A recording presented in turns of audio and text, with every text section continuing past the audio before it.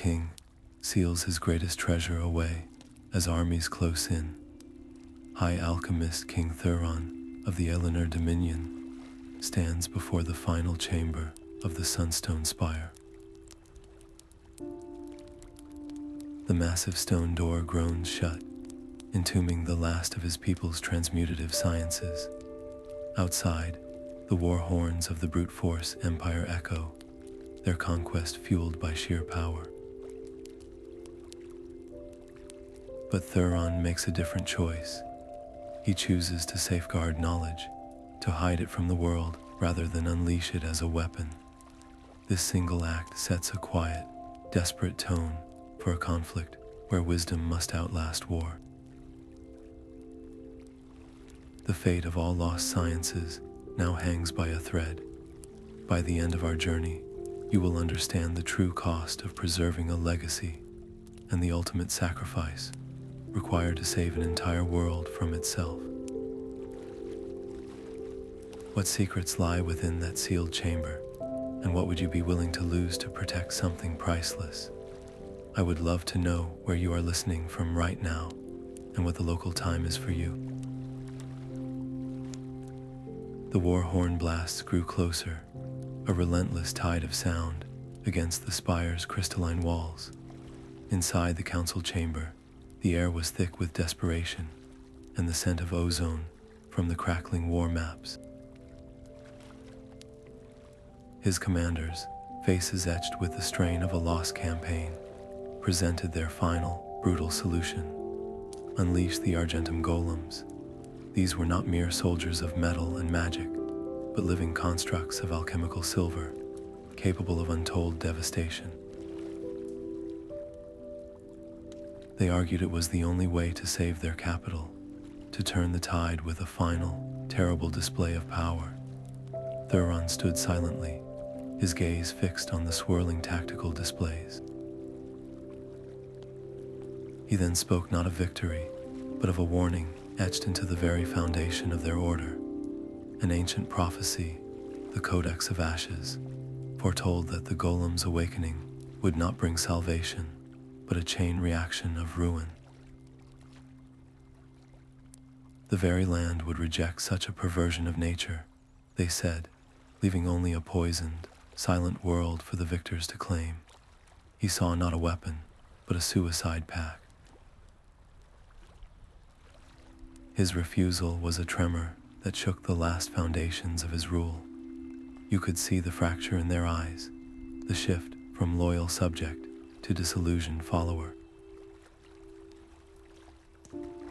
To them, he was choosing abstract principles over their very survival. But Thuron was already moving past their ultimatum.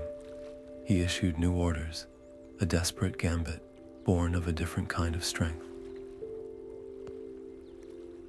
A small, trusted team was to embark on a covert mission, not toward the enemy lines, but into the depths of the Abyssinian Sea. Their goal was the sunken libraries of Sephora, to recover the lost Star-Metal Codex. This was not a text of war, but of understanding, a chronicle of celestial metals that fell from the sky, metals that could harmonize with the world rather than dominate it. In that single, defiant choice, Thuron ceased to be a king of conquest and fully became a protector of secrets, gambling his throne on the slim hope of a forgotten wisdom. A ragged breath cut through the council's hushed arguments. Alara stood in the doorway, her scout's leathers slick with rain and something darker. She leaned heavily against the frame, one hand pressed to a hastily wrapped wound on her side. The northern marches have fallen, she gasped, her voice a dry rasp. Imperial sappers did not just break our walls, they tunneled straight for the alchemical vaults.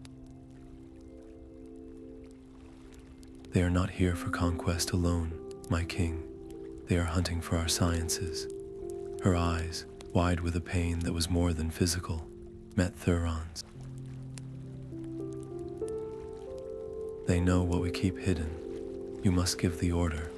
Evacuate the archives now, or we lose everything. The silence that followed was heavier than any stone door. Every path before him was a path of loss. To save his people, he would need to command a frantic, dangerous evacuation through a city under siege, risking countless lives to move fragile, irreplaceable scrolls and artifacts.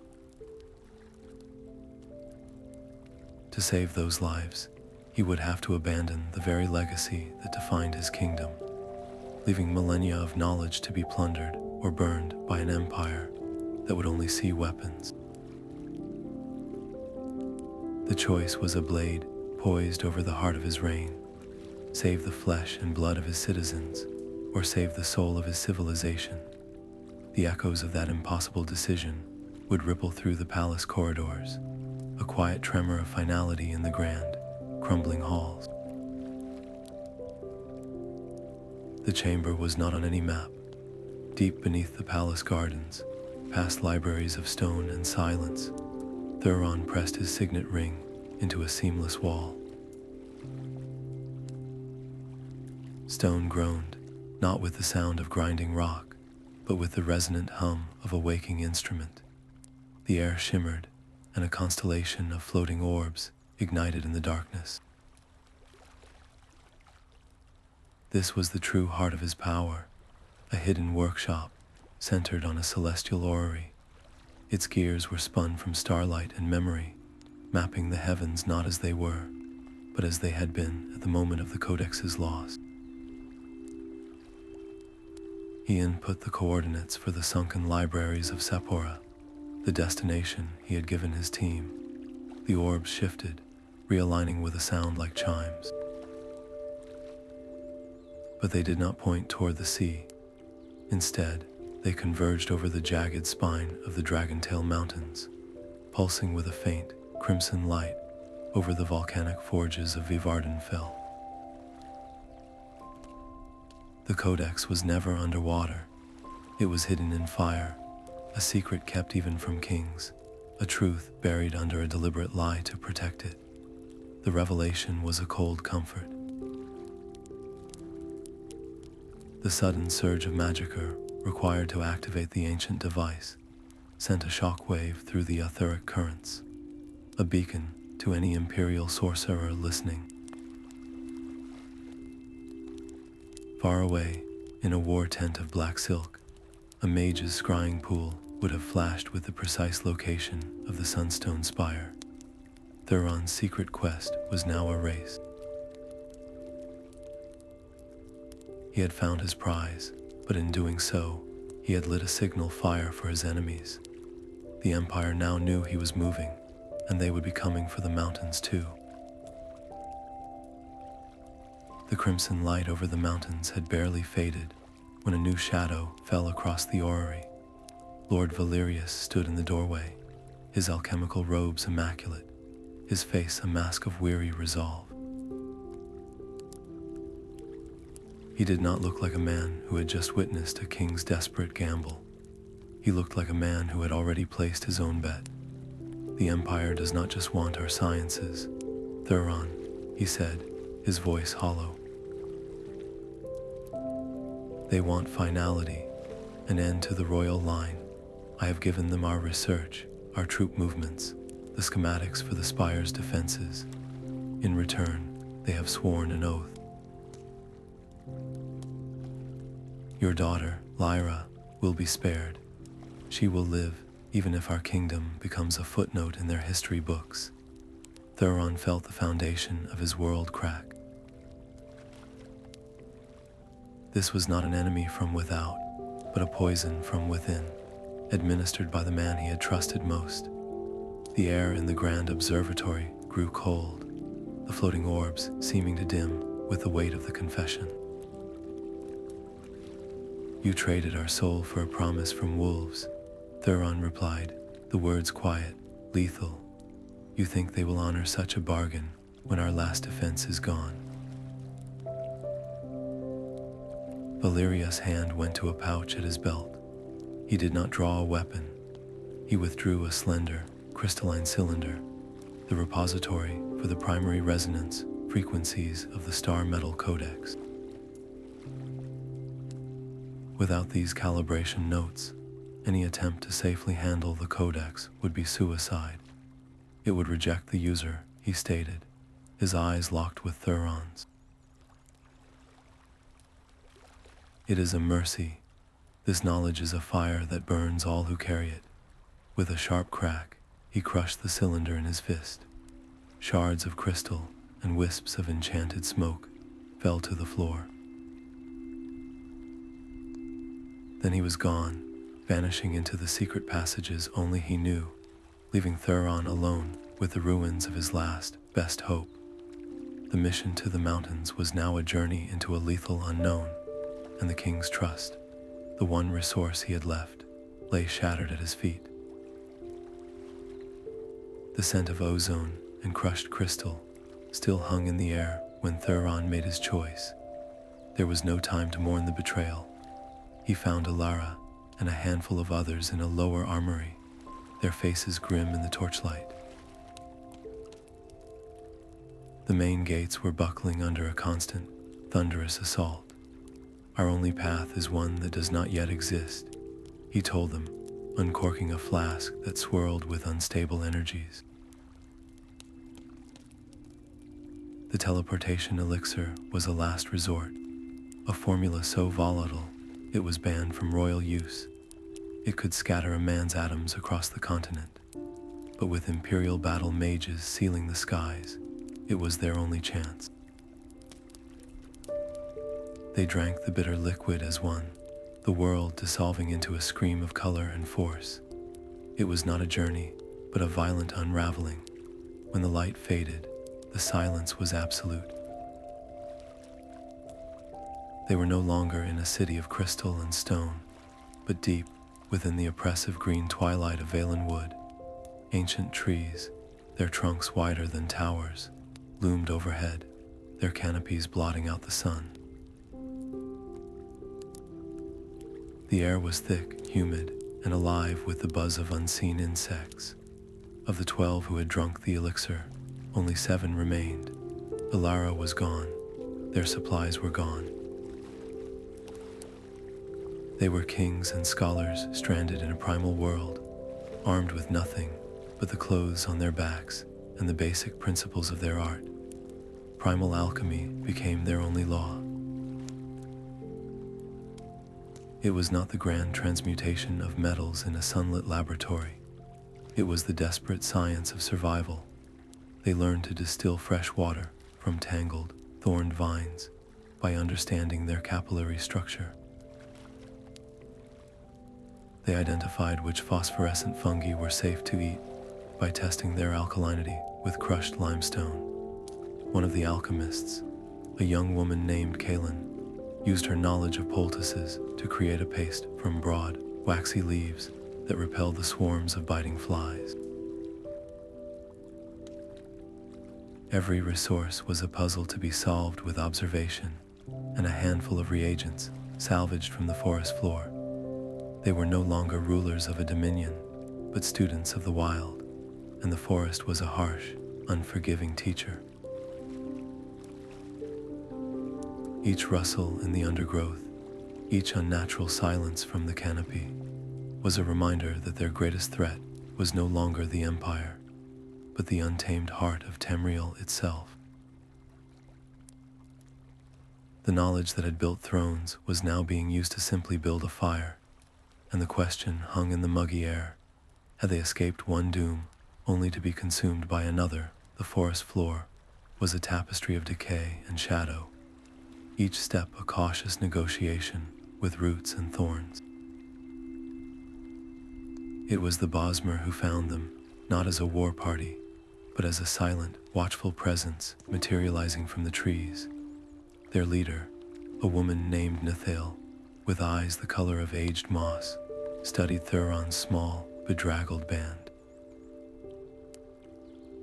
She saw the desperation beneath their royal bearing, but she also noted the careful way they handled the forest's plants, the improvised filters for water, the respectful distance they kept. They were not mere invaders. They were people who understood the language of the wild, if only in whispers. This small courtesy earned them a hearing, not a swift death. Ethel led them to her village, a settlement woven so perfectly into the canopy, it was nearly invisible from the ground. Here, the true cost of the world's turmoil became clear. The tribe's tree singers, the spiritual heart of their community, were falling silent. A strange blight, a creeping black rot, was spreading through the sacred groves, and the singers who communed with the afflicted trees were themselves succumbing to a wasting sickness. Their healing chants faltered, their connection to the green severed. Thuron saw his chance. He approached not as a king demanding passage, but as an alchemist offering a possible cure. He and Kalen spent days studying the blight, testing samples of the blackened bark and the poisoned sap. They discovered it was not a natural disease, but an alchemical poison, a residue of some distant, careless war magic that had drifted on the wind and seeped into the soil. Using their dwindling reagents and a deep understanding of purgative agents, they devised an antidote. It was a painstaking process, a distillation of clean water, crushed moonstone for its purifying resonance, and the nectar of a specific, luminous flower that only bloomed at midnight. When they administered the first dose to the eldest tree singer, the change was slow but miraculous. The dark veins receded from her skin, and her breathing, which had been a shallow rattle, deepened into a steady rhythm. A single green leaf unfurled from the staff lying beside her. That was the moment the pact was forged. Ethel looked from her healed elder to the weary Alchemist-King. In exchange for his vow to help them cleanse the sacred groves at their source, she would provide him with guides, the finest pathfinders in Valen Wood, to lead his party through the treacherous heart of the forest and toward the distant mountains. It was a delay, a detour from his desperate race for the Codex, but Thuron understood its profound value. He was no longer just a fugitive. He was building the first, fragile thread of an alliance, proving that the lost science of his people could be used not for domination, but for healing. His quest for one secret was now intertwined with the restoration of another, binding his fate to the ancient, living heart of Tamriel itself.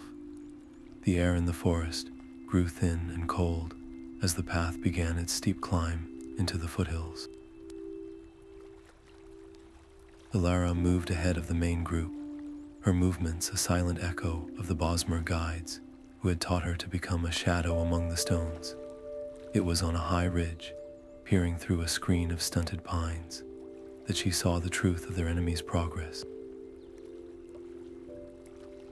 Carved into the mountain's face was an imperial outpost, a stark, angular complex of dark timber and iron, but its foundations were not new. They were sunk into the bleached, elegant bones of an Aelid ruin, its soaring arches now serving as support beams for watchtowers and barracks. Her breath caught. This was the place. The Star-Metal Codex had not just been hidden near here. It had been studied here, long ago, and now the Empire was digging into its secrets with brutal efficiency. Under the cover of a moonless night, she became a wisp of darkness, slipping past patrols and scaling the ancient, pitted stonework. What she found in the heart of the compound was not a treasure vault, but a workshop of nightmares.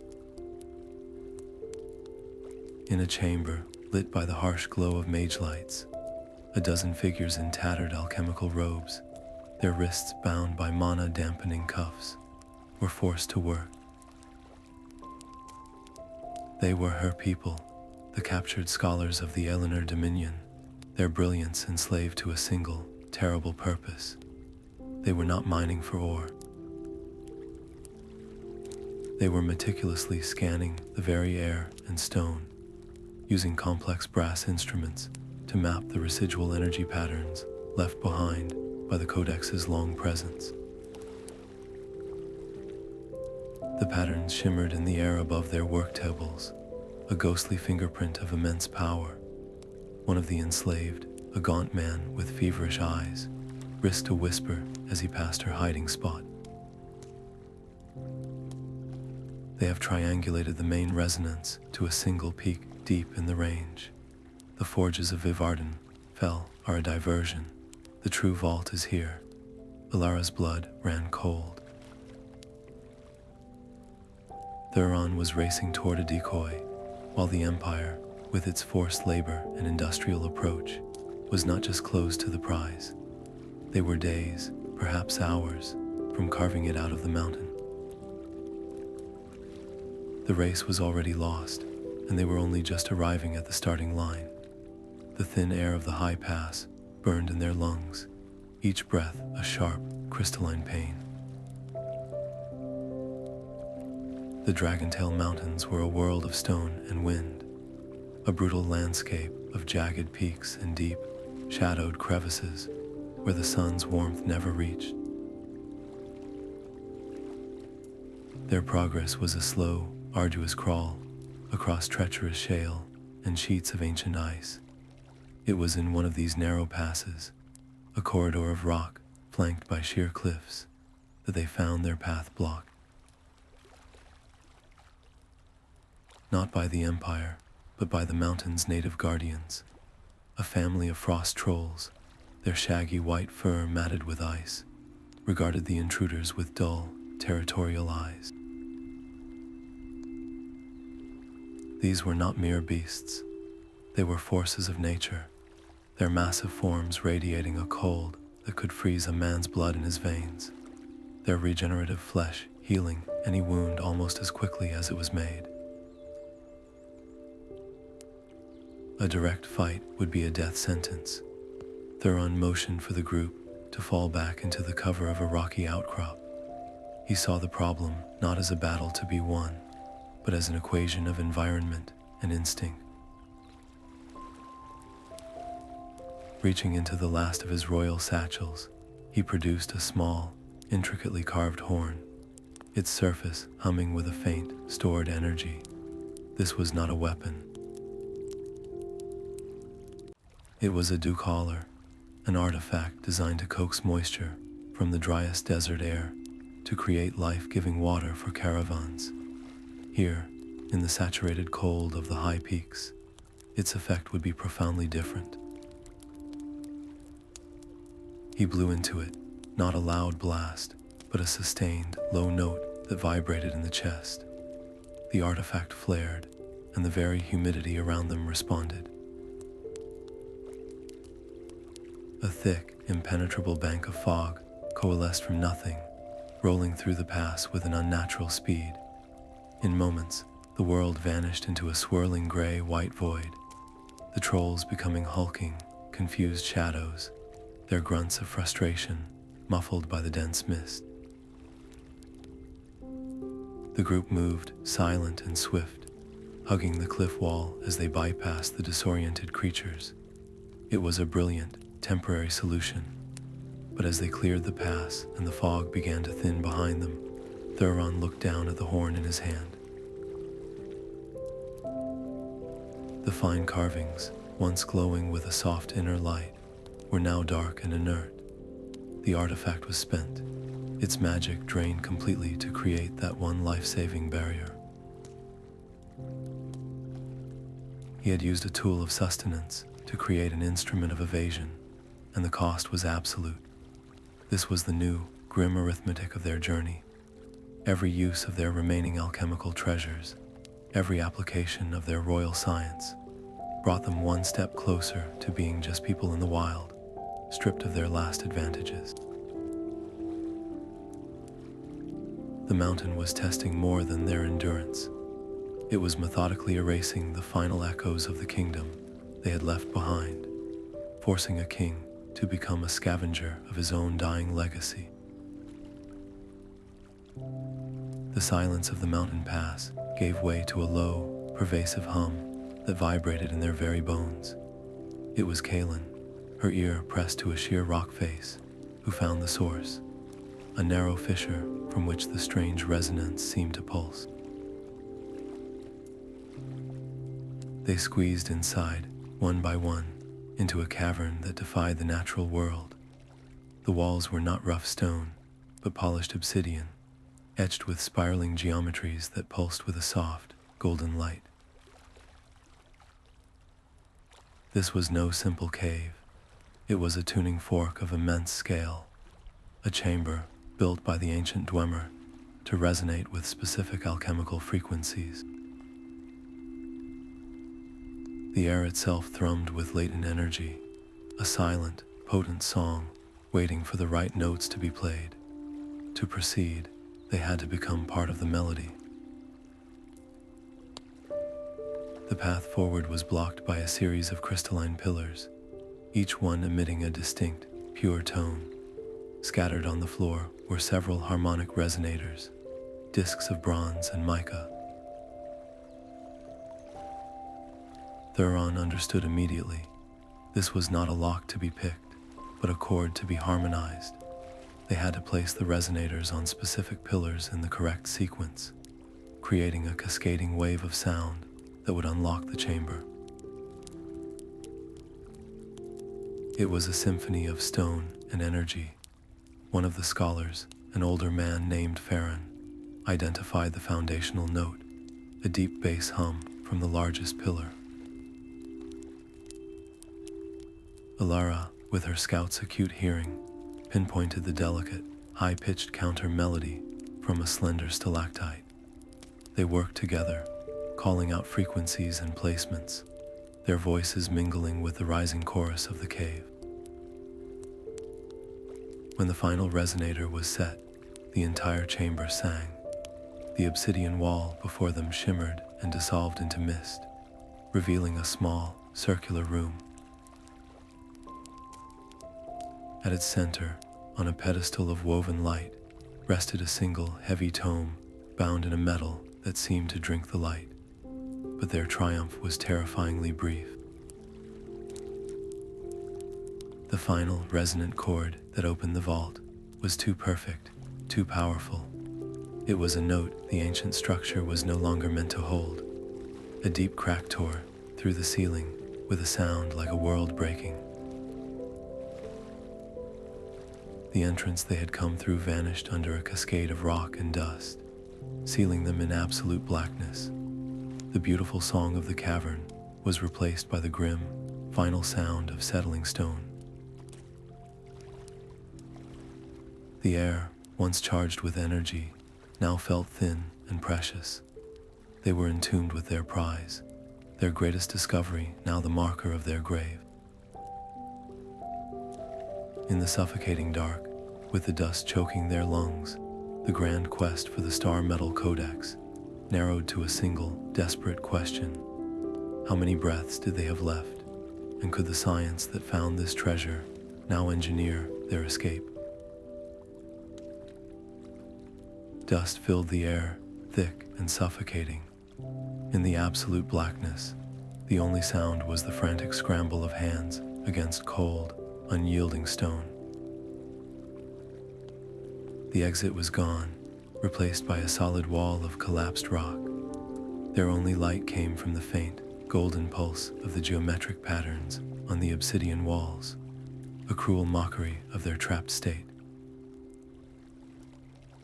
Thuron's mind, however, was not on the tomb of rock, but on the song of the chamber. He remembered the perfect chord that had opened the inner vault, the way the energy had flowed. He knelt, his fingers tracing the cool, etched lines on the floor. They were not mere decoration. They were a circuit diagram, a map of the chamber's own lifeblood.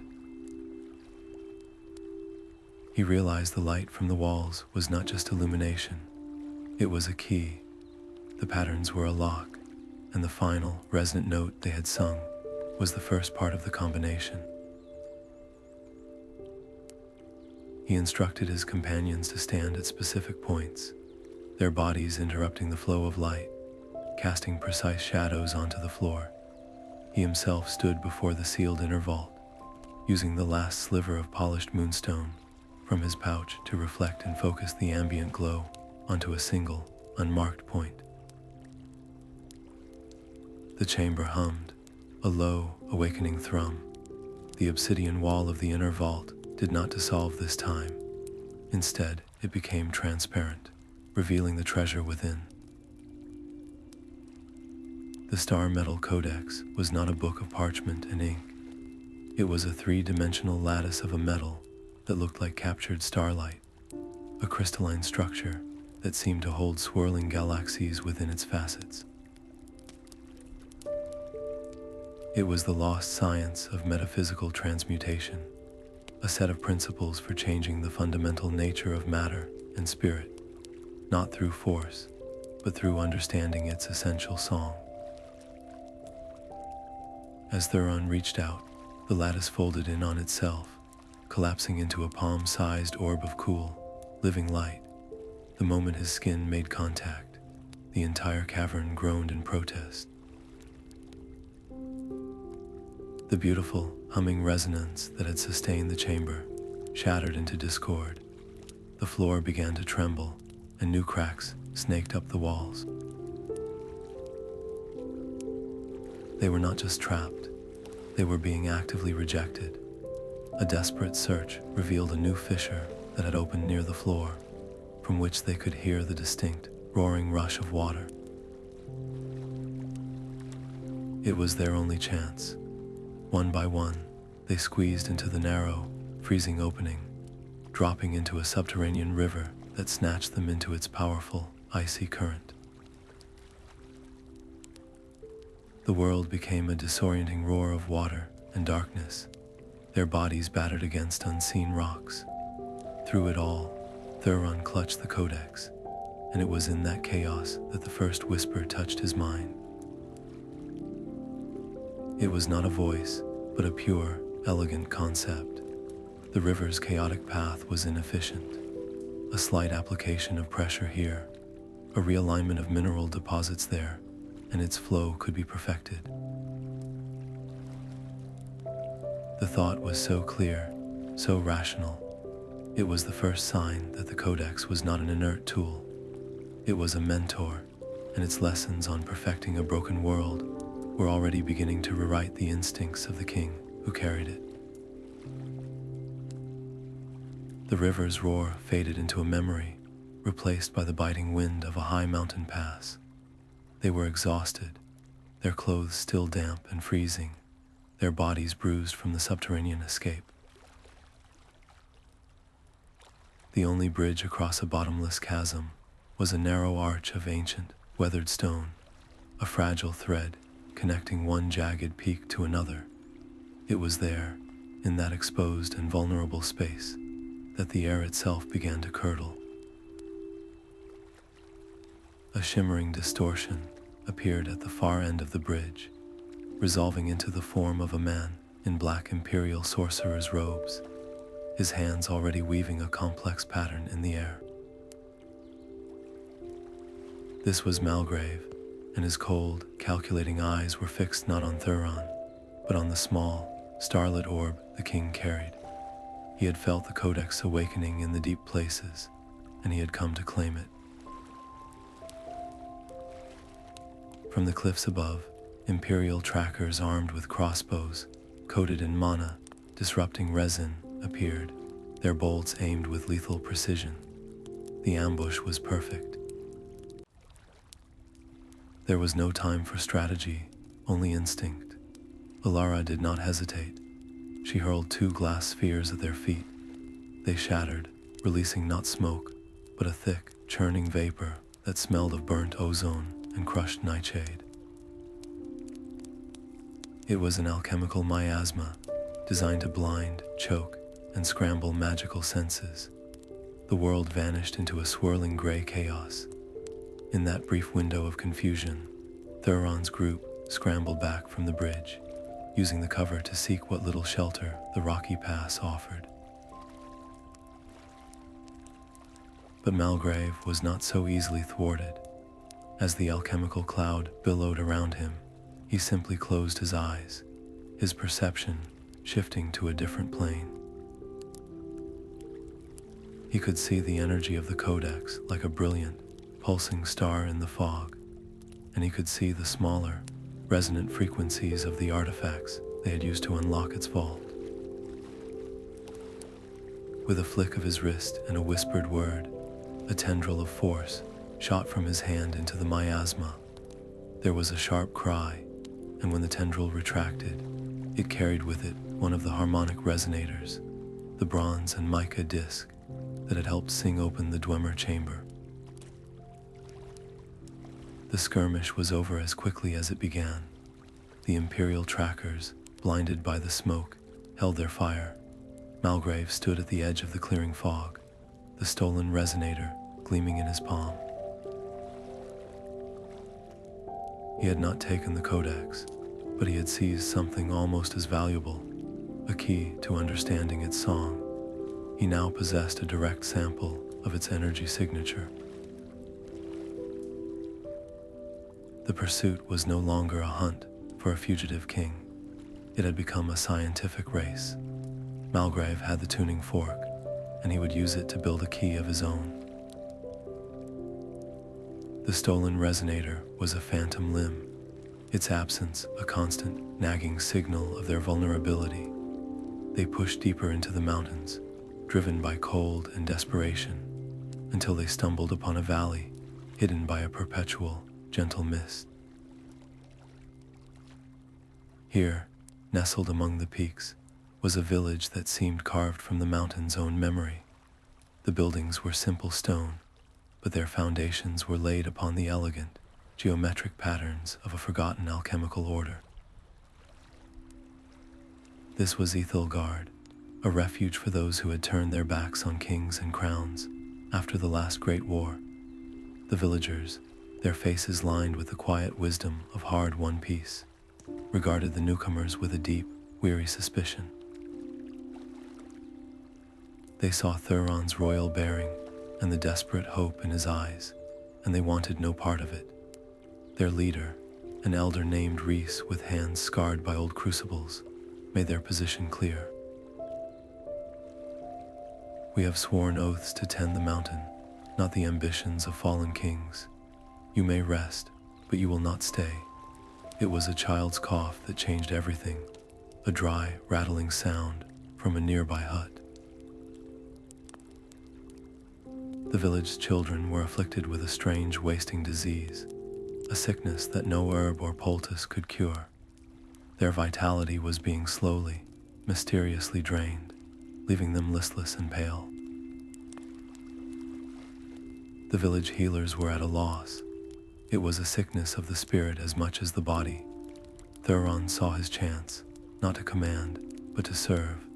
He asked Rhys for permission to examine one of the children. Kneeling beside a small boy, Thuron closed his eyes and let his mind touch the Codex. The starlit orb in his palm grew warm, and its whispers became a river of flowing data. He did not see a disease, but an imbalance. The children's natural, youthful energy was being siphoned away, not by a pathogen, but by a dissonant resonance in the valley itself, a lingering echo of some long-ago alchemical catastrophe that was poisoning the land's song. The Codex showed him the cure. It was not a potion, but a realignment.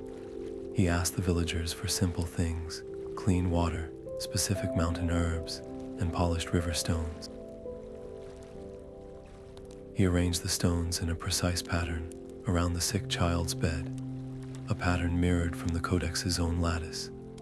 Then he began to hum, not a random tune, but the foundational frequency of harmony he had learned within the Dwemer vault. The stones began to glow with a soft, white light. The dissonant energy in the room seemed to shudder and then still. The child's ragged breathing smoothed, and a faint flush of color returned to his cheeks.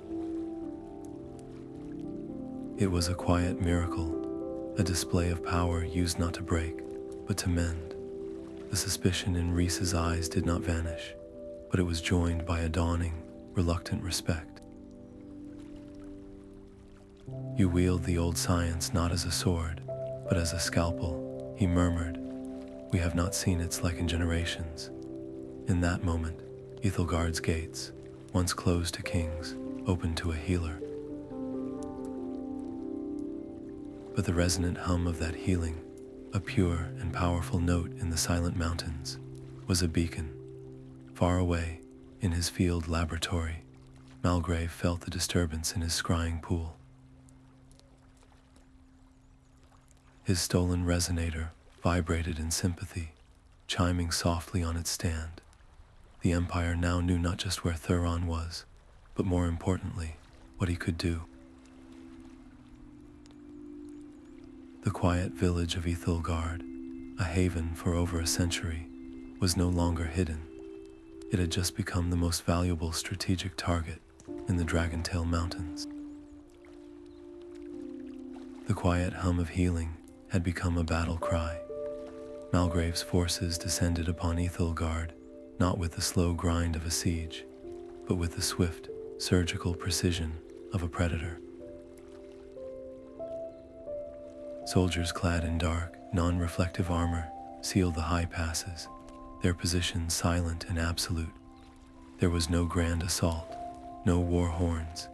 Instead, a single, magically amplified voice echoed from the cliffs, cold and clear. "You have 1 hour to surrender the Star-Metal artifact. After that, we will burn the valley clean." The choice was a blade at the village's throat. Thuron could hand over the Codex and trust an imperial promise, or he could condemn every man, woman, and child to a fiery grave. He looked at the faces around him, the villagers who had just begun to trust him, the children whose lives he had mended. He would not trade their safety for his quest. But he would not surrender the world's future either. His mind, now intertwined with the Codex's flowing logic, saw a third path. The valley's unique microclimate was its greatest vulnerability, but it could also be its shield. A massive, localized fog bank, dense enough to blind an army, could provide the cover needed for a complete evacuation through a series of treacherous goat trails known only to the elders. The plan was a desperate gamble.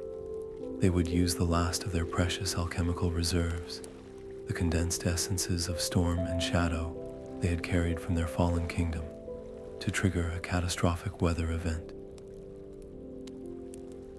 It was a one-time trick, a final expenditure of their royal heritage. Working with frantic speed in the village square, Thuron and his alchemists mixed their reagents in a large stone basin. They weren't just creating a simple mist. They were seeding the air itself, using catalysts to force a rapid, unnatural condensation. The process was dangerously unstable, a miniature storm in a bowl. One miscalculation, and the result would be a thunderclap that announced their position, not a blanket of silence. As the first tendrils of thick, gray fog began to curl from the basin, snaking up the mountainsides, Thuron turned to Alara and his remaining loyalists.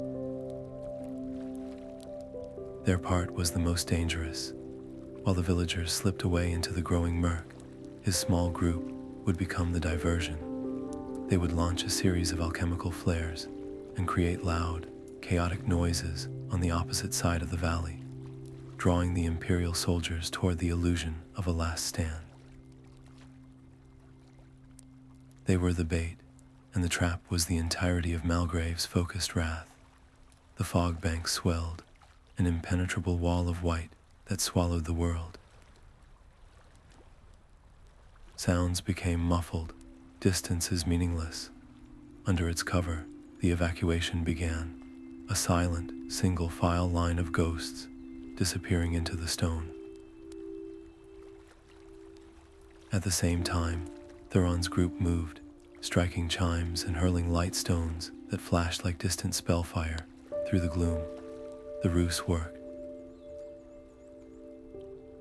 The disciplined Imperial lines broke as squads were rerouted toward the phantom threat, their coordination lost in the soupy silence.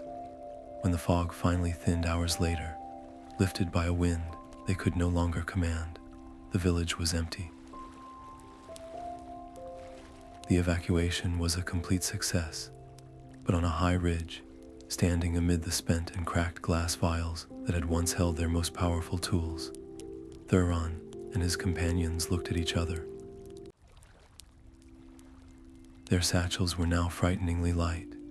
They had saved a people, but they had spent the last echoes of their power to do it. The final, grim truth settled upon them. They were out of tricks, out of miracles. The next time the Empire found them, and it would, they would have nothing left but their wits and the silent, heavy weight of the Codex in Thuron's hand. The mountain wind carried the last whispers of their spent power, a hollow echo in their empty satchels. The path ahead forked at a weather-beaten stone marker, its ancient carvings pointing in two starkly different directions. One road snaked down toward the coastal plains and the spires of Firsthold, a neutral city where political allegiances were as fluid as the tide. There, Thuron could plead his case, leveraging his royal name to forge a fragile coalition of city-states against the Empire. It was the safe path, the reasonable choice for a king who still hoped to rule. The other road led upward into the shrouded peaks where the Adamantine Tower pierced the clouds. That was the seat of the gods' first council, a place of such fundamental power that it was said to be the anchor of reality itself. It was a gamble of cosmic scale. Ilara stood at his side, her voice low and urgent. Firsthold offers armies, ships, a real chance to rebuild. We could rally the remaining free peoples, fight this war on solid ground. But Thuron's hand rested on the cool, living metal of the Codex, its silent logic flowing into his thoughts. The whispers showed him the futility of temporary alliances, the inevitable betrayal, the slow decay of any mortal coalition. They showed him the tower not as a fortress, but as a lock, and the Codex as the one key that could seal Tamriel's fate against any future tyranny. A grand gesture is our only true defense, he replied, his gaze fixed on the distant, needle-like silhouette. We do not need another army. We need to change the rules of the game itself. The decision sent a tremor through his remaining followers. To them, it felt like abandoning the world of men for a myth. The rift was instant and profound. A third of his group, led by a pragmatic captain named Rorik, declared they would take the road to Firsthold. We will fight the war you have forgotten, my king, Rorik said, his voice thick with disillusionment. We will save the people, not just the idea. As they parted ways at the crossroads, the chill in the air had little to do with the altitude. Thuron watched his people divide, his heart heavy with the cost of his conviction. He had chosen the pinnacle of legend over the solid earth of diplomacy, trading the loyalty of his last soldiers for a chance to touch the machinery of the world. The path to the tower was now a lonely one, and the silence that settled around them was filled with a single, terrifying question. Had he just chosen a glorious, world-altering victory, or was he leading his last, loyal friends on a final, fool's errand to the top of the world? The road to the tower dissolved into a clinging, foul-smelling mist. The air grew thick and heavy, the mountain chill giving way to a damp, unnatural warmth. What should have been solid ground was a treacherous bog of black water and tangled, skeletal roots. This was the Swamp of Shadows, a place where the very air seemed to drink the light and amplify every whisper of doubt. The first phantoms appeared not as monsters, but as echoes. One of the scholars cried out, pointing at a figure standing silently between the gnarled trees. It was his son, a boy who had died in the first Imperial raid, his face pale and accusing. The man stumbled toward the illusion, his hands outstretched, only for it to dissolve into a coil of sickly vapor as he passed through. The swamp was not attacking their bodies, it was feasting on their regrets. Each member of the party found themselves hunted by their own past. Alara saw fallen comrades from the capital, their wounds fresh and bleeding, silently mouthing her name. Kaelin was tormented by the faces of patients she had failed to save, their hollow eyes following her through the murk. But the swamp saved its most potent venom for Thuron. He rounded a petrified cypress, and there he was, Lord Valerius, looking exactly as he had in the observatory, his expression not of treasonous pride, but of profound, heartbreaking disappointment. "You had a choice, Thuron," the phantom whispered, its voice a perfect mimic of his oldest friend. "You could have saved our people. You could have protected Lyra with the power we already held. But you chose a dusty secret over their beating hearts. Was your legacy truly worth our extinction?" The words struck with the force of a physical blow. Thuron's own deepest guilt, the fear that his high-minded principles had been the true betrayal, was given form and voice. He did not try to argue with the phantom. He stood there, his boots sinking into the muck, and let the accusation wash over him. He remembered the exact sound of the crystal cylinder, shattering on the floor, the finality of it. He had chosen knowledge, and in doing so, he had shattered the trust of the man who had helped him build a kingdom. The phantom advanced, its hand outstretched not to attack, but to point a damning finger at the Codex. "That is not salvation. It is your monument to our failure." In that moment, something within Thuron broke, not with weakness, but with a raw, painful clarity.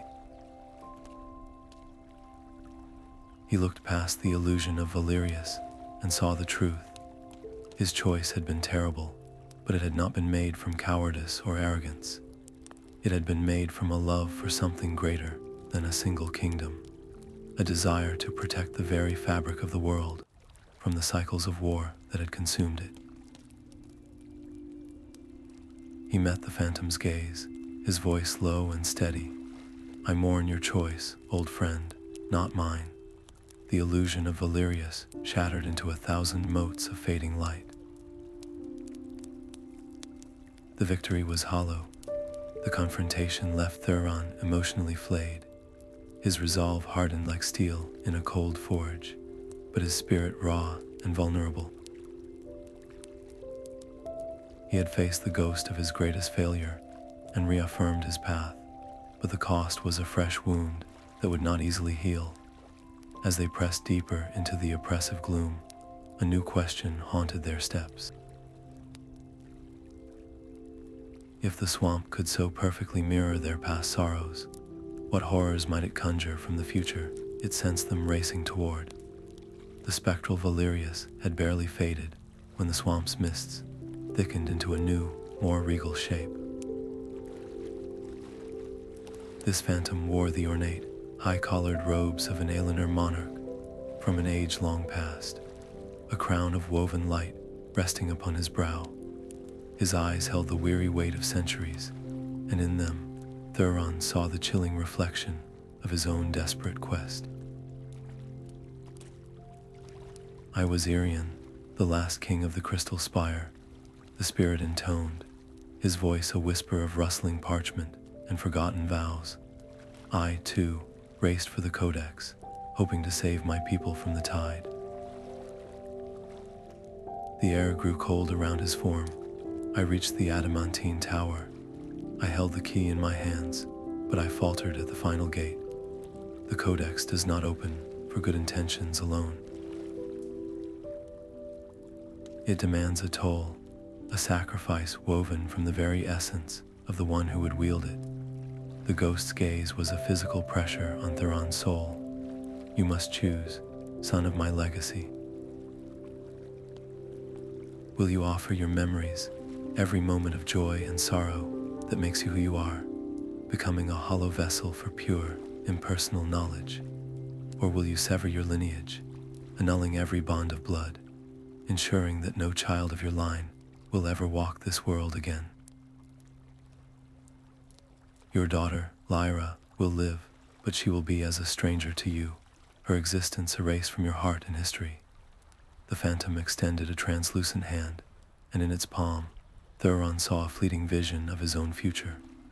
A man standing before the towering lock of the world, powerful and utterly alone, with no past to comfort him, and no future to inherit his victory. I chose to preserve my memories, Irian whispered, his form beginning to fray at the edges like smoke. I could not bear to forget the sound of my daughter's laughter. And so I failed. My kingdom turned to dust, and I am bound here, an eternal testament to the price I would not pay. The spirit dissolved, leaving behind only the echo of his warning and the suffocating silence of the swamp. Thuron stood paralyzed, the Codex a cold, heavy weight against his chest. This was no longer a theoretical cost. It was a brutal, immediate equation. Could he truly sacrifice every memory of Lyra's first steps, her smile, the weight of her small hand in his, to save a world that would never know his name? Or could he sever the thread of his bloodline, protecting his cherished past, but ensuring his hard-won wisdom died with him, leaving the future no better than the past? The noble quest had curdled into a personal damnation. Every step toward the tower now felt like a step toward an executioner's block of his own making, forcing him to decide which part of his soul he was willing to burn for a victory that would leave him less than whole. The swamp's spectral whispers still clung to them like a chill as they reached solid ground, but Alara's focus was already sharpening on a more tangible threat. Malgrave's camp lay nestled in the valley below, a sprawl of disciplined tents and watchfires, its perimeter guarded by soldiers whose eyes glowed with the faint, unnatural sheen of alchemical enhancement. The stolen resonator was there, a key to the Codex's power, and she would not let it remain in the Empire's hands. Under the cover of a moonless, overcast night, she moved with two others, their forms disguised by cloaks woven from shadow moss and river clay. They were not warriors on this mission, but phantoms. They used the camp's own rhythms against it, slipping past patrols timed to the changing of the guard, their movements masked by the sudden, sharp crack of a frost-brittle branch, thrown by one of her team to draw a sentry's gaze. The air was thick with the scent of boiled leather and simmering reagents, a constant reminder of the enemy's industrial alchemy. Alara's target was the command tent, a larger structure humming with a low, persistent energy. Inside, she found Malgrave's personal field desk, and there, resting on a velvet-lined stand, was the resonator, its bronze and mica surface still faintly echoing the song of the Dwemer Vault. But as her fingers closed around the cool disk, her eyes fell upon the papers scattered across the desk. They were not battle plans or troop rosters. They were schematics, intricate designs for an artifact of impossible scale. It was called the World Heart Engine. The diagrams showed a colossal construct designed not to conquer cities, but to be anchored directly into the planet's alchemical ley lines, the invisible rivers of magical energy that flowed through Tamriel's very bones. The engine's purpose was not creation, but consumption. It would siphon these life-giving currents, drawing the world's vital energy into a single, controllable reservoir to fuel the Empire's endless war machine. It was a plan for the ultimate tyranny, not over people, but over the world itself. They had come to retrieve a key, and instead discovered the blueprint for the planet's execution.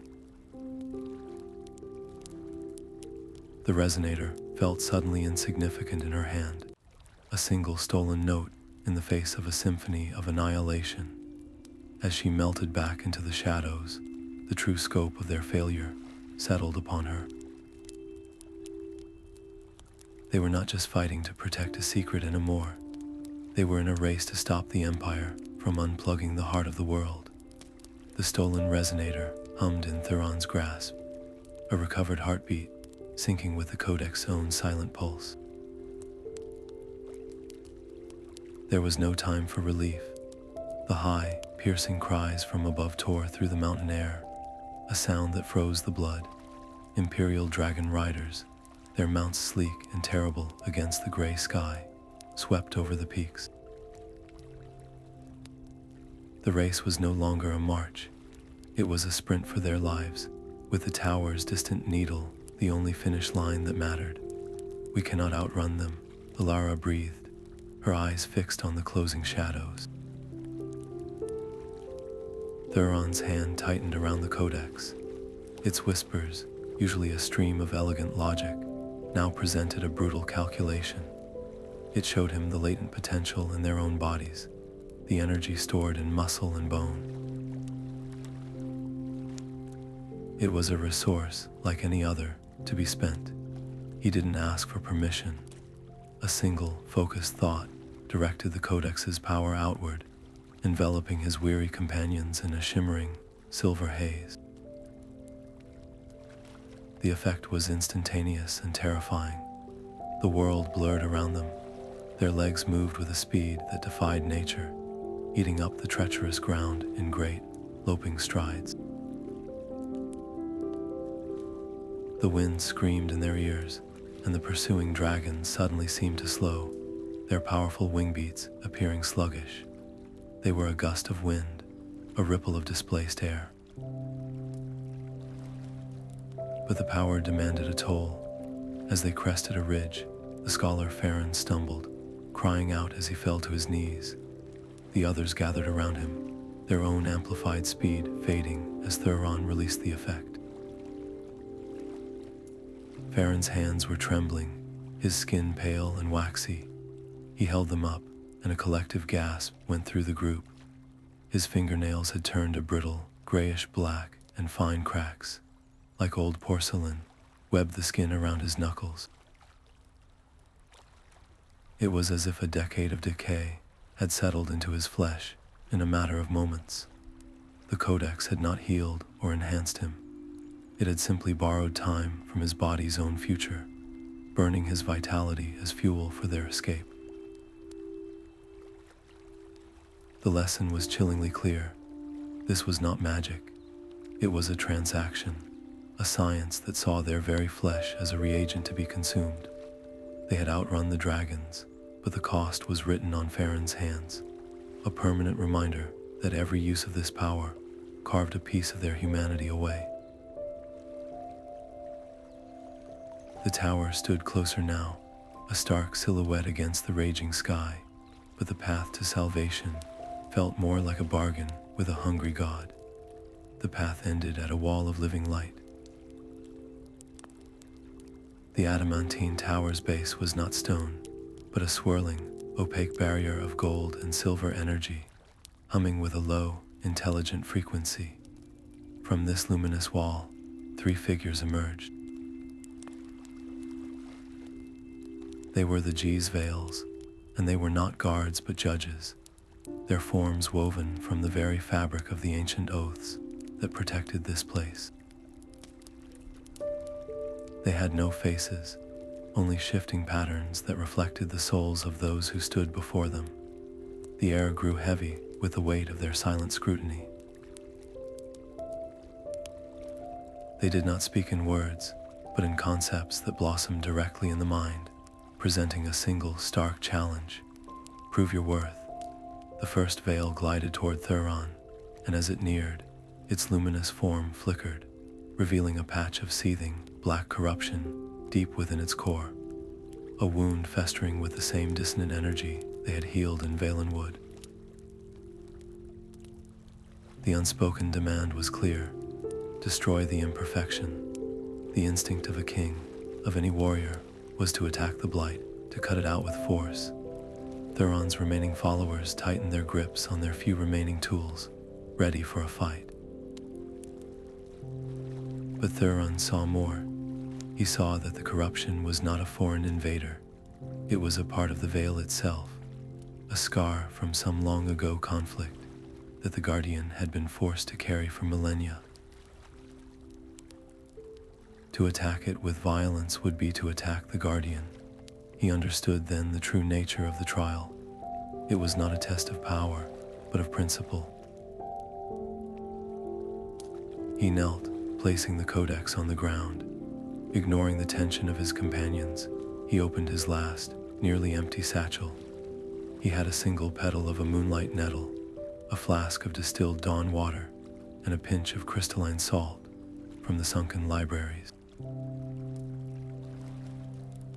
These were the final, irreplaceable ingredients of his royal heritage, the last physical links to his fallen kingdom. He did not use them to create a weapon or a shield. Instead, he began the painstaking process of crafting a mending solution, a balm for a being of pure energy. He crushed the nettle petal, mixing it with the water and salt, humming the same frequency of harmony he had used in Ethelgard. He was not fighting the corruption, he was healing it. He offered the mixture, a tiny bowl of shimmering liquid, to the veil. The Guardian hesitated, then a tendril of light extended, touching the offering. The black corruption within it did not vanish in a flash, but slowly, gently unraveled, its dissonant song resolving back into the veil's own pure tone. The Guardian's form brightened, and a sense of profound, ancient gratitude washed over them. The trial was past. The luminous wall parted, revealing a staircase that spiraled up into the impossible heights of the tower. But as Thuron stood, his satchel was now completely empty. He had spent the last relics of his power not to conquer, but to compassionately heal a sentinel of the world. He had proven his worth, but he had crossed the final threshold with nothing left in his hands but the codex and the stark reality of the sacrifice that still awaited him at the summit. The air inside the summit chamber was still and cold, tasting of ozone and ancient stone. At its heart, a massive crystalline plinth rose from the floor, its surface a labyrinth of shifting, liquid light. This was the core of the Adamantine Tower, the anchor of the world, and the only interface that could channel the Codex's power on a global scale. The star-metal orb in Thuron's hand pulsed in recognition, its cool light flaring with a sudden, eager warmth. He was steps away from fulfilling his desperate quest, but the scrape of a boot on stone echoed from the chamber's only entrance. Malgrave stood there, his imperial robes pristine, his expression one of cold triumph. And at his side, moving with a stiff, unnatural gait, was Lord Valerius. Thuron's oldest friend stared ahead with vacant, glassy eyes, his will utterly subsumed by the alchemical compulsions shimmering in the air around his temples. The three of them stood frozen, a perfect triangle of opposing intent around the humming plinth. Malgrave broke the silence, his voice calm and reasonable, a sharp contrast to the tension crackling in the air. You see the inefficiency of your path, King Thuron. You would use this power to create a shield, a passive defense that future generations would inevitably seek to break. My World Heart Engine offers a permanent solution. With the Codex's principles, we can finally master the chaos of this world, impose a perfect, lasting order. He gestured to the controlled Valerius. Your former advisor understands the necessity of control. His mind, though resistant, provided the final calibrations for the resonator. He will help me ensure a stable integration.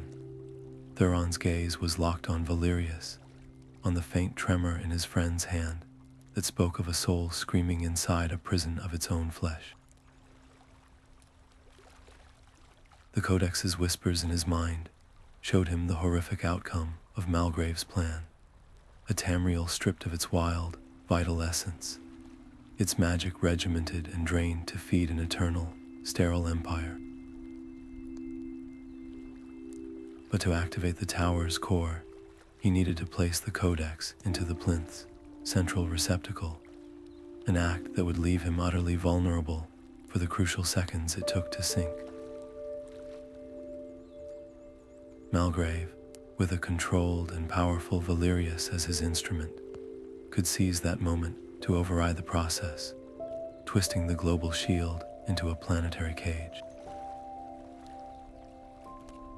The fate of all magic, all free will, all the beautiful, untamed chaos of life itself, balanced on a knife's edge in that silent stone room. One move, one choice, would decide everything. The silence in the chamber was absolute, broken only by the hum of the core. Malgrave's offer hung in the air, a promise of order built on the soul of the world. Thuron looked from the vacant eyes of his oldest friend to the swirling light of the plinth. The Codex's final, terrible truth echoed in his mind. To activate the global shield, to weave a protection so fundamental that no empire could ever unravel it, required a sacrifice of equal weight. It demanded a king's lineage, not just his life, but his legacy. Every memory, every story, every shred of historical proof that he and his bloodline had ever existed would be unraveled from time itself. His daughter, Lyra, would live, but she would be a woman with no father, her past a quiet blank where a king should have been. He would save her future by erasing himself from her past. It was the most profound loneliness imaginable. Thuron placed the starlit orb into the plinth's central receptacle. The chamber flared with a light that was not blinding, but deep, as if the very air had become liquid gold. He did not hesitate. He spoke a single word, not a command, but a renunciation, a release of his own claim on history. The effect was instantaneous and silent. A wave of pure, white energy erupted from the tower, not as a destructive force, but as a gentle, inexorable tide washing over all of Tamriel. It was a reset. Across the continent, the alchemical enhancements in the Imperial soldier's eyes flickered and died. The stolen resonator on Malgrave's field desk crumbled into inert dust. The schematics for the World Heart Engine faded from their parchments, the ink vanishing as if it had never been written, and in the chamber, the alchemical compulsions around Valeria's temples shattered like glass. He gasped, stumbling forward as his own will flooded back into his body, his eyes clearing to see Thuron for the first time since his betrayal, not with hatred or regret, but with a dawning, horrified understanding of the price that had just been paid for his freedom. The tower's core glowed with a steady, untouchable light, its new purpose sealed. Thuron of Alinor had won. He had saved the world from tyranny and preserved its magic for all future generations. But as he stood there, the last memory of his own name already beginning to fade from his mind, the victory felt hollow. He was now a king without a kingdom, a father without a child, a man who had given up everything he was to become a silent, forgotten guardian of all that would ever be. The world outside the tower was changing, and Malgrave felt it. The steady, obedient hum of magicka that had powered his entire life was fading, replaced by a wild, untamed silence. His connection to the Imperial battle networks snapped, and the intricate web of spells reinforcing his robes flickered and died. He was not just defeated. He was being unmade, stripped of the very science that defined him. A raw, animal scream of pure rage tore from his throat, and he lunged not for Thuron, but for the parapet's edge, his mind already calculating one final, spiteful act of ruin. Ilara was already moving. She and the others, though weary to the bone, knew this was their last stand. They had no grand magic left, only the simple, brutal alchemy of survival. As Malgrave scrambled up the ancient stonework, Kalen hurled a glass orb that shattered at his feet, releasing a viscous, gray gel that instantly hardened, trapping one of his boots. He snarled, shattering the restraint with a raw burst of force, but the delay was all they needed. Ilara used the distraction to trigger a tripwire she had rigged earlier, a cord soaked in a reagent that reacted violently with the stone. A section of the parapet floor erupted in a cloud of blinding, caustic dust, forcing Malgrave to shield his eyes. He was a master sorcerer, fighting street-level guerrilla tactics, and his arrogance was his undoing. Blinded and off balance, he staggered backward, his hand slamming against the wall to steady himself. It was the exact spot where Valerius, his mind now his own, had smeared a contact poison distilled from the last swamp of Shadow's moss.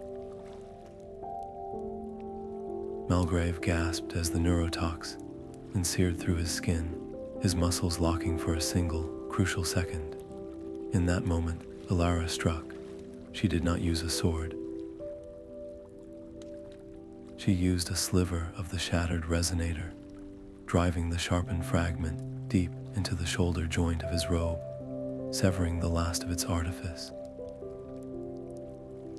Malgrave convulsed, his body arching as the final dregs of his stolen power backlashed. With a final, hate-filled look toward the chamber where Thuron had won his hollow victory, Malgrave poured the last of his life force into a single, destructive pulse, aimed not at them, but at the tower itself.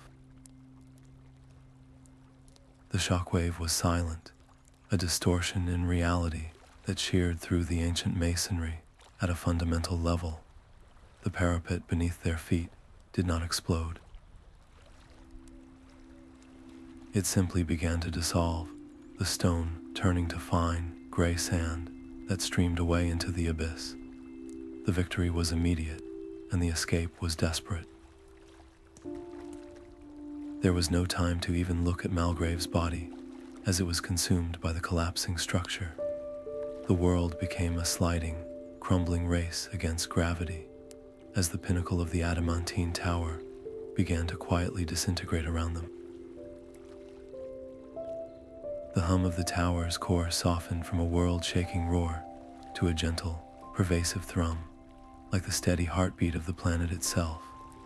Thuron stood at the edge of the disintegrating parapet, watching as the last of the gray stone dust streamed into the void. Below, the first rays of dawn touched the continent, and he could feel the change in the air, a subtle shift as if a great, suffocating weight had been lifted.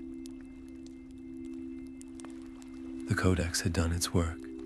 Tamriel's ley lines, those invisible rivers of magic, now flowed clean and wild once more, protected by a shield woven not from force, but from the very principle of balance.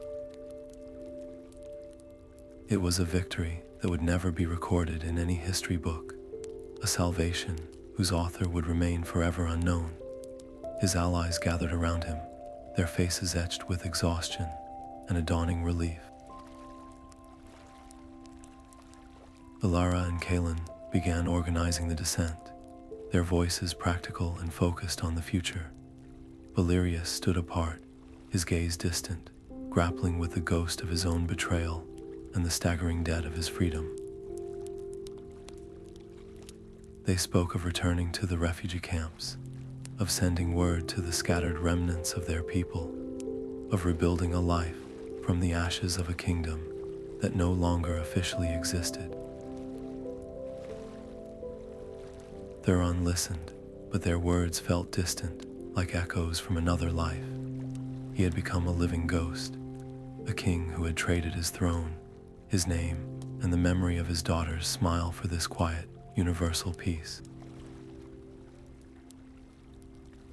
The immediate threat was gone, the Empire's grand designs undone in a single, silent moment.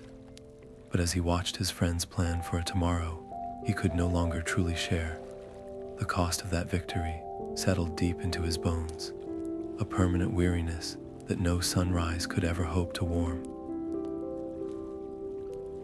He had saved the world, but in the process, he had perfectly and permanently erased himself from it.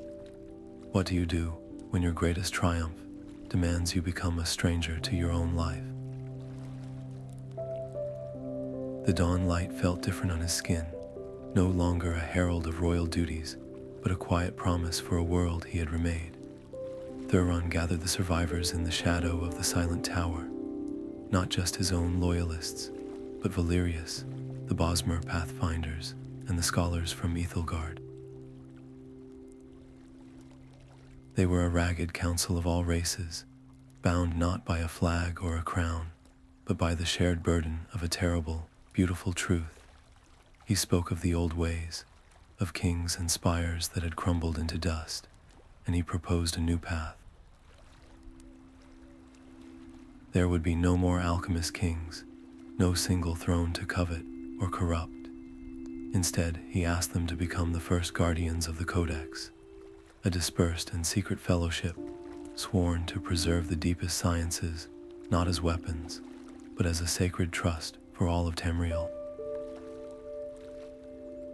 Their mandate would be stewardship, not sovereignty. With the last of his fading authority, he drafted the covenant on a slate of clean, unadorned stone, using a stylus of simple iron. The words were not a declaration of power, but a series of profound renunciations. It forbade, for all time, the use of high alchemy to dominate, to create armies, or to break the will of any living thing. It bound its signatories to use their art solely for healing the land, for understanding the world's hidden melodies, and for safeguarding knowledge from the hunger of empires. One by one, they approached, each pressing a thumb to a drop of ink made from mountain ash and pure water. An imperial scholar signed beside a Bosmer hunter. A Redguard sun priest added his mark next to a Dunmer smith from the volcanic forges. It was a fragile, unprecedented unity, a quiet network of watchers scattered across the continents, their only loyalty to the balance Thuron had purchased with his own history. He watched them take their vows, this new order born from the ashes of his old one, and felt a final, profound release. His work was done. The legacy of the Alchemist-Kings was not a broken throne, but a living, breathing covenant, carried in the hearts of those who chose to protect, rather than to rule. The journey back to Alinor was a quiet pilgrimage through a land they barely recognized. The Dominion's crystalline spires still pierced the sky, but the air no longer crackled with the tension of imminent siege. Instead, a fragile peace had settled over the capital, and the people who flooded the streets to greet them wore expressions of bewildered gratitude. They cheered for Thuron and Alara as the saviors who had broken the Empire's grip, their voices a roaring tide of relief. But beneath the celebration, a deep and collective grief hummed for the world they had lost, the certainty of a throne, the comfort of an unbroken line of kings, the very identity that had defined them for 1,000 years. The old monarchy was a ghost, and its absence was a chill in the summer air. Standing on the steps of the Sunstone Spire, a place he had last seen in desperation and shadow, Thuron looked out at the sea of hopeful faces. He knew what they expected. They saw the return of their king, the restoration of order, but the man who had sealed the chamber was not the man who had returned. When the High Chancellor stepped forward, offering the crown on a velvet pillow, Thuron did not even reach for it.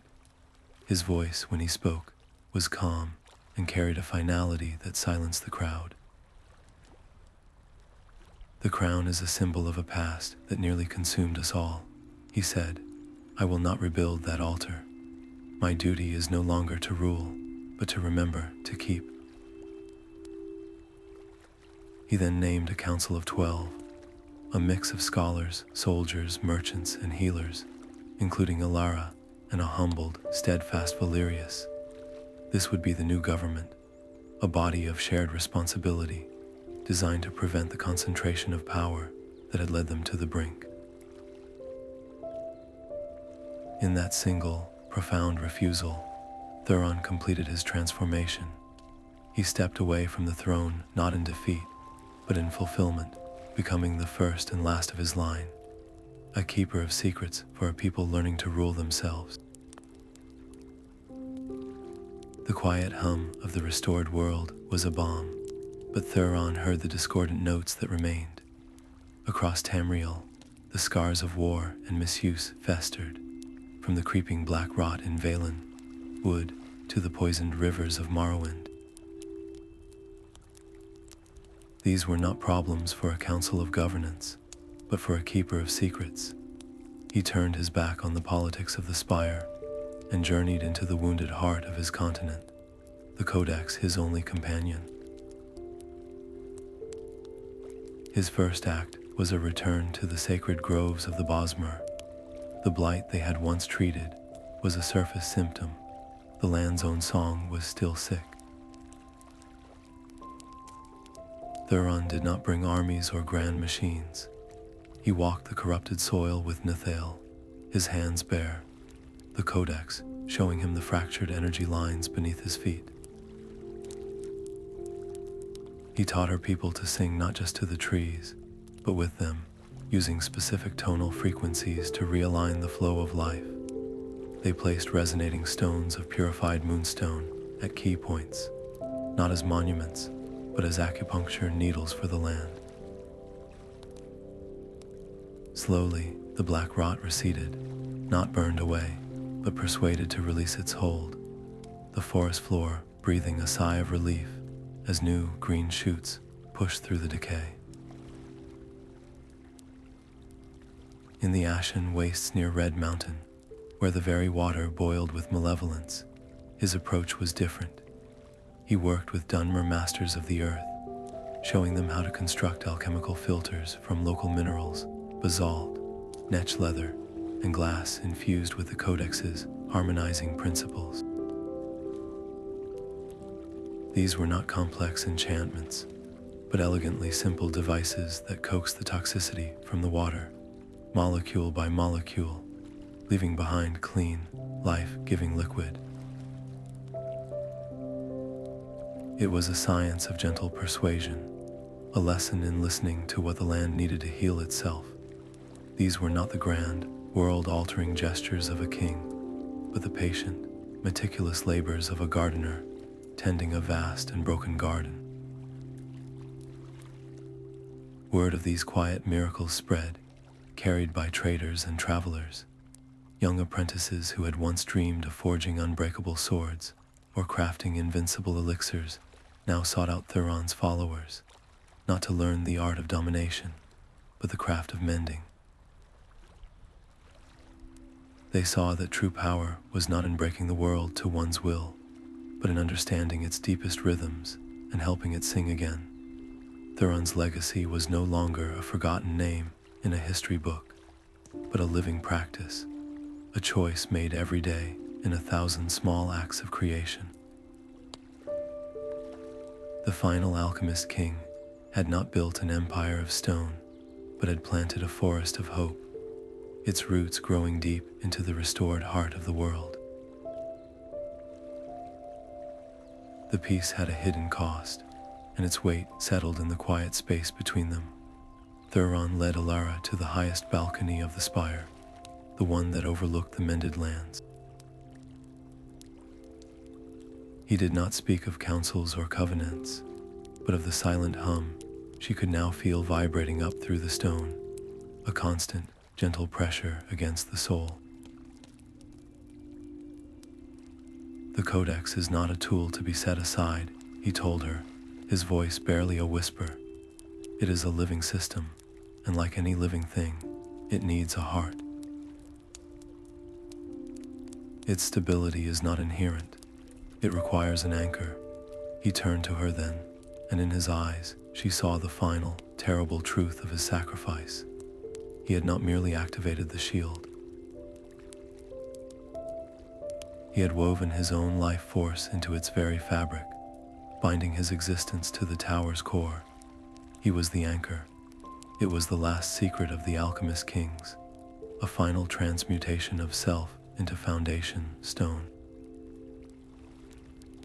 To leave the tower for more than a few days would be to unravel the delicate balance he maintained, to risk the slow collapse of the peace he had purchased with his name, his memories, and now his freedom.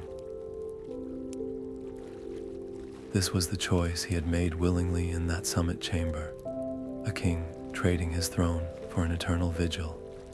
He entrusted this truth to her alone, making her the sole keeper of the world's most fragile, essential secret. Her role was no longer that of a scout or a general, but of a sentinel for the sentinel himself.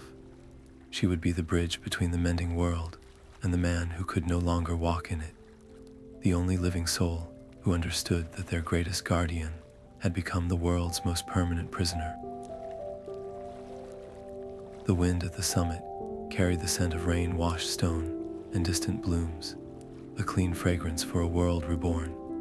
There were no grand pronouncements or state trumpets, only a small group of travelers gathered on the repaired parapet of the Adamantine Tower. This was the farewell the histories would never record. Thuron stood before them, a man who had become more myth than monarch, his face etched with a tranquility that came from a sacrifice now complete. He carried a simple wooden box, and from it, he began to distribute the last, quiet pieces of their shared journey. To Alara, he gave the spent ducal or horn, its carvings forever dark.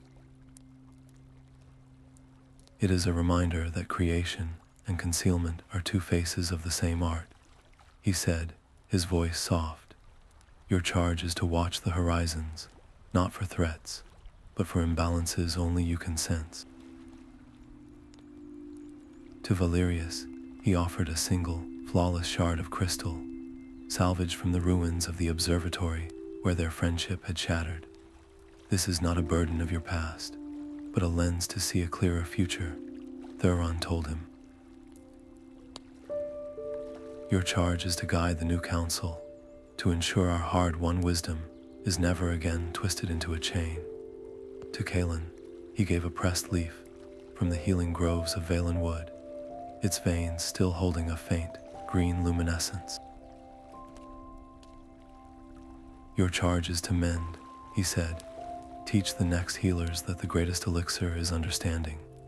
For the Bosmer pathfinder Ethel, there was a river stone smoothed by the subterranean current that had carried them to safety.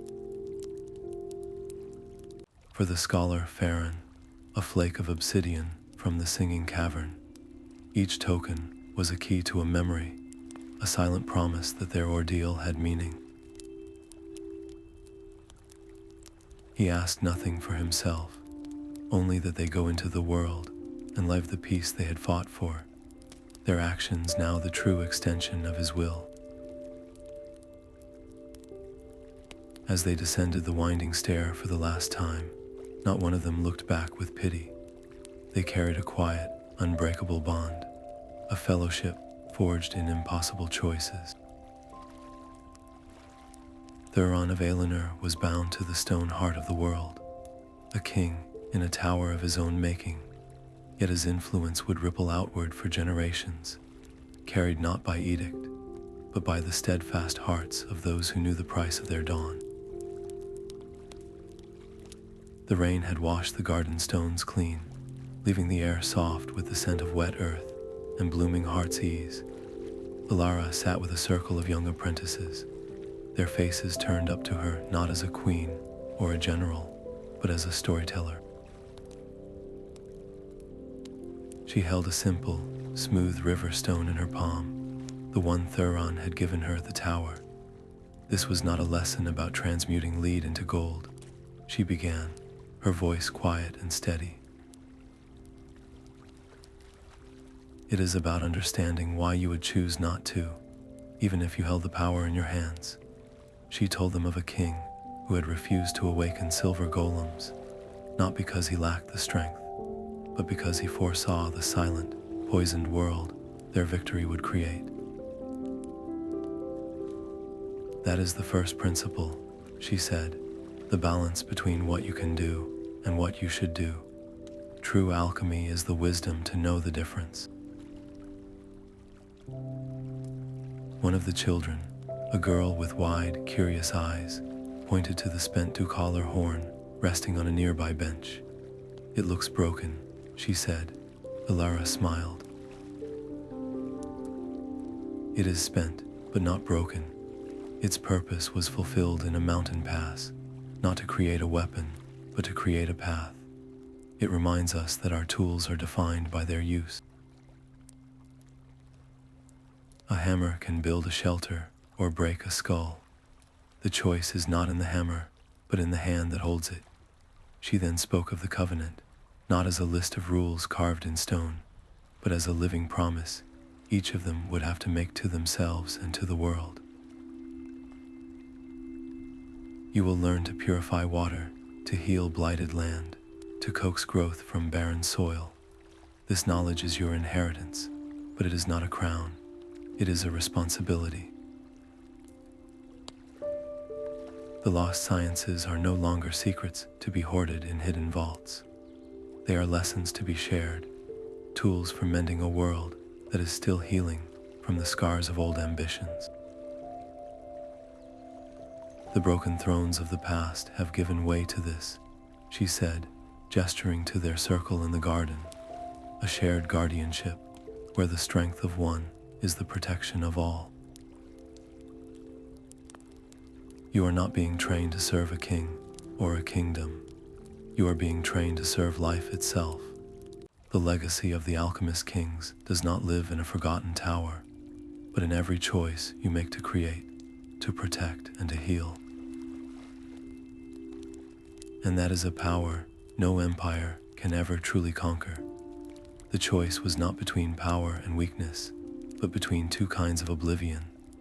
Thuron stood before the crystalline plinth, the Star-Metal Codex, pulsing in his hand like a captured star.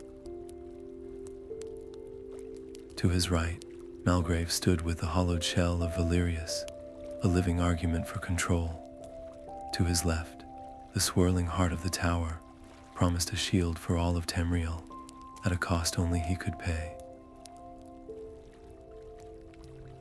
The Codex's final truth was not a whisper, but a clear, cold equation. To weave a protection so fundamental, the anchor had to be equally profound. It demanded a king's soul, his lineage, his very place in history. He would save his daughter's future by ensuring she would never know he existed. Every memory of her laughter, every story of their line, would be the fuel for this final, perfect transmutation. He met Alara's eyes for a single, unspoken moment, a farewell to the only person who would understand, and then he placed the codex into the plinth. The surge of light was not blinding, but deep, pulling all color and sound into a single, silent point of creation. Thuron did not scream. He spoke a single word, a renunciation of his own name, his own blood, his own right to be remembered. The energy did not explode outward, but washed over the world like a gentle, inexorable tide. In that moment, Imperial battle mages felt their enhanced senses fade to mere human perception. The schematics for the World Heart engine on Malgrave's desk dissolved into blank parchment. The alchemical compulsions holding Valerius shattered, and he gasped, stumbling forward as his own mind flooded back, his eyes clearing to see the man he had betrayed, paying the ultimate price for his redemption. The tower's core settled into a new, untouchable rhythm, its purpose sealed. Thuron of Alinor had won. He had preserved the wild heart of magic for all future generations. But as the light faded from the chamber, so too did the memory of his face from the minds of his people, the record of his reign from the stone of his palace, the very knowledge of a father from the heart of his daughter. He had become the last true Alchemist-King, a guardian who had traded his throne for an eternal vigil, his greatest act of power, an absolute and perfect act of self-erasure.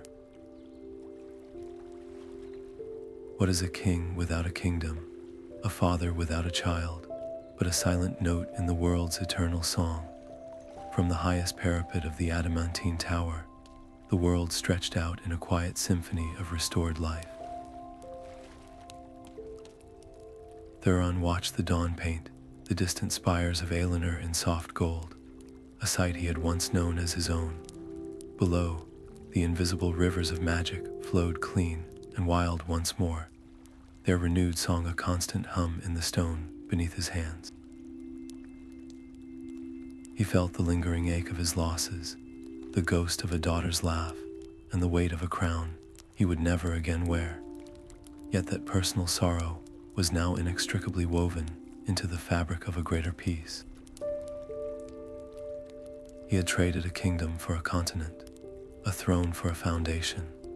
His legacy was not carved in marble or recorded in royal lineages, but pulsed in the very heartbeat of the land, in every ley line that now carried energy untainted by imperial engines or alchemical greed. The true power he had unlocked was not the ability to command, but the profound strength to let go, to become a silent guardian for a world learning to thrive without masters. Future generations would walk through healed forests and drink from purified rivers, never knowing the name of the king who ensured their freedom. And in that beautiful, anonymous dawn, Thuron found a victory far greater than any throne could ever offer.